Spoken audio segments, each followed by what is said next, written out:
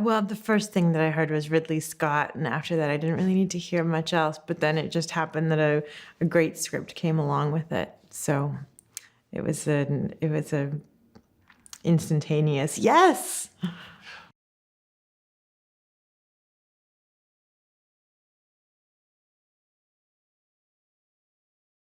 He gives you room to grow and room to find out what you want to do and discover and play. But if you ever need him, he's right there with like a really firm boundary.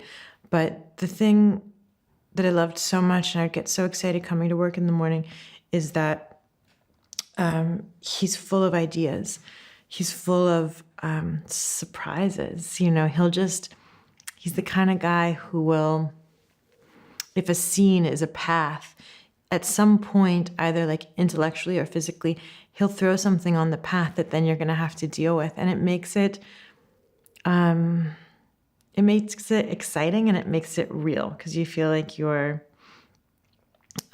really living like moment to moment, because he's added risk into the game.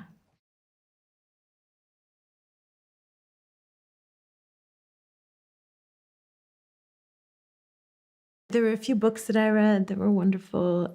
There were a few clips of Gail herself that I spent a lot of time with, just watching on YouTube and listening to her and watching her. And that was probably the most, as far as kind of research or something goes, that was probably the most important piece for me. And just in the terms of like her particulars, they're short clips, but there's a lot of information in how she holds herself and how she speaks and what her dialect is. And the books were helpful also. But all of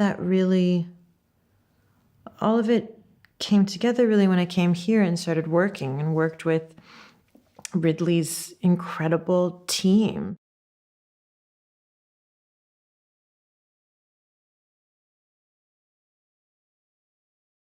So much respect for her, that as a woman and as a mother, she managed to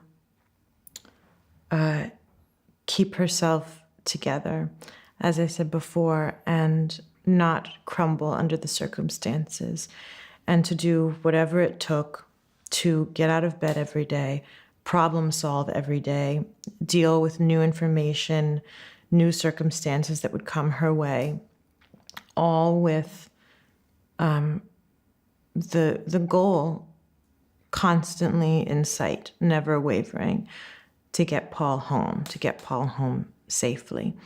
And that she was such a fighter and handled herself and managed her way through a man's world.